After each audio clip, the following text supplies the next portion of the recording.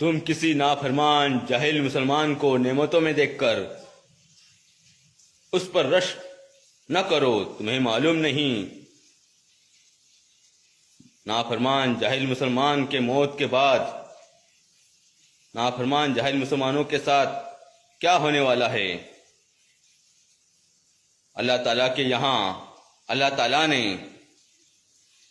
नाफरमान जाहिल मुसलमानों को, नाम के मुसलमानों को सजा देने के लिए एक ऐसा कातिल रखा हुआ है जिसको कभी मौत नहीं आती।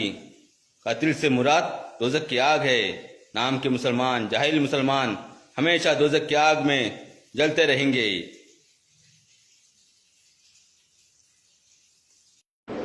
अस्सलाम वालेकुम वरहमतुल्लाहि वबरकातुह। पिछले 5 साल से मुसलसल मेरे अम्मी अब्बा मेरे लिए रिश्ता तलाश कर रहे हैं। ना मेरा रिश्ता हो पा रहा है ना निकाह। इसमें सबसे बड़ी गलती मेरी और थोड़ी बहुत मेरे पेरेंट्स की। जब 20-22 साल की उम्र में मेरे रिश्ते आने शुरू हुए तब मैंने बहुत ज़्यादा नखरे दिखाए। इधर नहीं करूँगी, उधर नहीं करूँगी, ये नहीं चलेगा, वो नहीं चलेगा, वगैरह वगैरह। और मेरे पेरेंट्स ने भी थोड़ा बहुत मेरा सपोर्ट लेते हुए ये बात रखी कि एजुकेशन कंप्लीट हो जाए उसके बाद रिश्ता देखेंगे। और उस चक्कर में आज मैं शायद लोगों की नज़र में इतनी बड़ी हो चुकी हूँ कि अब मेरा रिश्ता होना मुश्किल हो रहा है। तो मेरी प्यारी बहनों, जो गलती मैंने की है वो आप ना करें। एजुकेशन के लिए पूरी ज़िंदगी पढ़िए, आप कभी भी अपनी एजुकेशन को ख़त्म कर सकते हैं। लेकिन निकाह के लिए एक वक्त होता है, एक एज होती है। उस वक्त में अगर आपने निकाह ना किया, वो एज आपकी चली गई, फिर रिश्ता मिलना बहुत मुश्किल होता है। किसी भी यूनिवर्सिटी में रूल नहीं है कि अगर आप मैरिड हो तो आपको एडमिशन नहीं मिलेगा। और न दीन शरीयत आपको एजुकेशन लेने से रोकती है। तो निकाह कर लो सही उम्र पे, उसके बाद आप अपनी एजुकेशन कंप्लीट कर लो। एक लड़का निकाह के लिए सबसे पहले लड़की में क्या देखता है? खूबसूरती, उसकी उम्र। हर लड़के की ख्वाहिश होती है कि उसको एक जवान खूबसूरत हमसफर मिले। एक लड़का लड़की में खूबसूरती देखता है, उम्र देखता है, ना कि उसकी एजुकेशन, जो कि मेरे साथ भी हो रहा है। मेरी एजुकेशन को नहीं देखा जा रहा है, मेरी उम्र को देखा जा रहा है, मेरे अखलाक को नहीं देखा जा रहा है। बढ़ती उम्र के साथ मेरी ढलती खूबसूरती को देखा जा रहा है। तो मेरी बहनें, यह हक बात है कि जैसे जैसे एज बढ़ती जाती है वैसे वैसे खूबसूरती ढलती जाती है। और जैसे जैसे एज बढ़ती जाती है लड़कियों के पास ऑप्शंस खत्म होते जाते हैं। मैं तो बोलूँगी बचते ही नहीं है। और इसके साथ साथ और भी बहुत सारे नुकसान, फैमिलीज के ताने, रिलेटिव्स की बातें, ये भी तो झेलनी पड़ती है। तो निकाह को जल्दी करें, ये बहुत ज़रूरी है, ये बहुत इम्पोर्टेंट है हम सब के लिए, माशरे के लिए, हमारे दीन के लिए, हमारे घरों के लिए। लास्ट में मैं यही कहूँगी, रीत रिवाज रस्मों से परे आओ सुन्नत तरीके से निकाह करें, निकाह को आसान करें और सुन्नत को आम करें।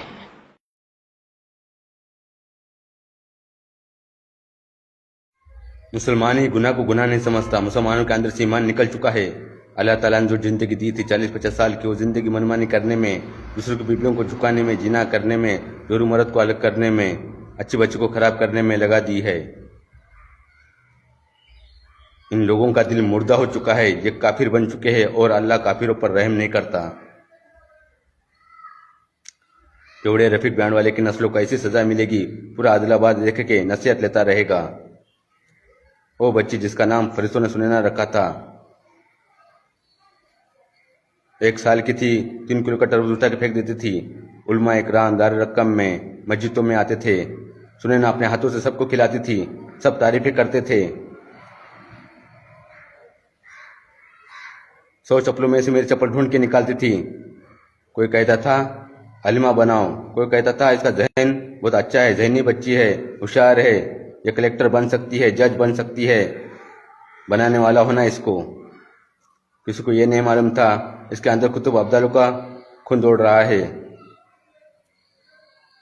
किसी को ये नहीं मालूम था इसका ताल्लुक अहले बैत से है। एक अच्छी बच्ची को बीमार करते रहे, खराब करते रहे। इस गुनाहों की सजा कयामत तक बेवड़े रफीक बैंड वाले की नस्लों को मिलती रहेगी।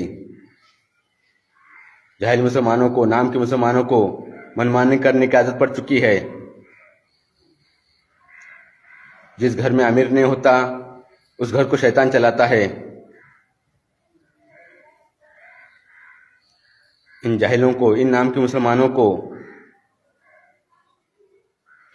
कब्र में खौफनाक दर्दनाक तकलीफ देने वाली निशानियां दुनिया में ही देंगे। निशानी तो ये देंगे, इन जाहिलों के चेहरे से नूर को छीन लेंगे, चैन छीन लेंगे, सुकून छीन लेंगे, नींद छीन लेंगे, राहत छीन लेंगे। नींद में बिच्छू सांप काटते हुए नजर आएंगे, नींद में से डर के उठते रहेंगे। जहन्नुम में फेंकने की बशारत भी उनको मिलती रहेंगी। ये जाहिल मुसलमान मरने के बाद कब्र में उनको खौफनाक दर्दनाक तकलीफ देने वाली निशानियां तो बता दी है।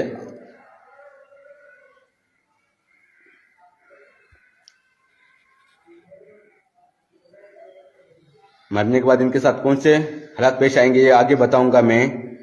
एक खलीफा ही खलीफा को पहचान सकता है।